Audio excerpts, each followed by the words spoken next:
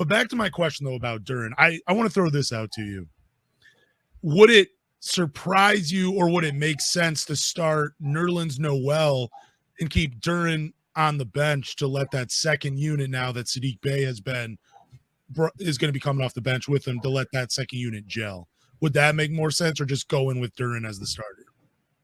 I mean, if you want a two big lineup and to experiment that, I think it makes more sense for Duren to start, because eventually what they want to do is have Duren at the 5 and Stewart at the 4. Okay. So they'll probably put Bagley at the 4 and Duren at the 5, because I think ultimately that's their goal. They want Duren to be the center of the future, because he does have 2 more inches on Isaiah Stewart, because he is 6'10". He's 250. I think they view him as a building block going forward. And I know, you've mentioned him as a comparable to Dwight Howard several times on this podcast. So is Pistons fans. I mean, he's just breaking records at 18 years old that he just shouldn't be. Like, he's such a unique player. And I think Noel and Bagley want to talk about no spacing.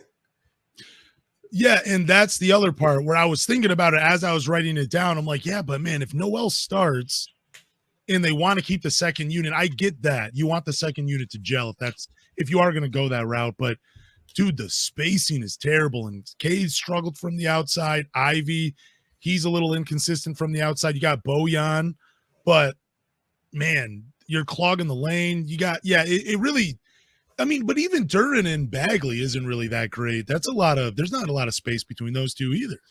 No, it's not. I mean, Bagley did hit a 3, I believe, against the Raptors, but that's not really his strength. He's not a stretch 4. I think if they do want to go with this 2 big lineup, you're going to have to find a guy that's a stretch 4. Like Stewart, eventually they want him to turn into that stretch 4, but that's still a development. I know they're really stubborn about having this 2 big lineup.